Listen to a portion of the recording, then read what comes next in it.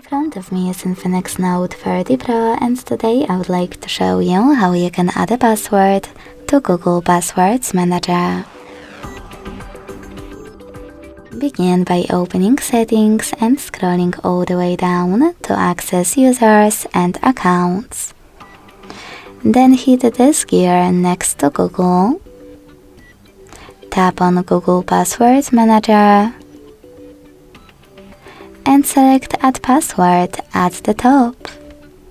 Then input all of those informations. At the top, you can select any website or click on Select App and tap on the chosen one. Then enter your username, email or phone number, password, and even take some helpful notes. When you finished, hit Save at the top right corner.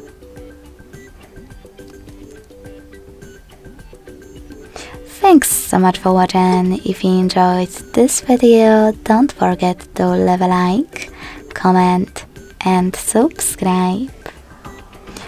Bye!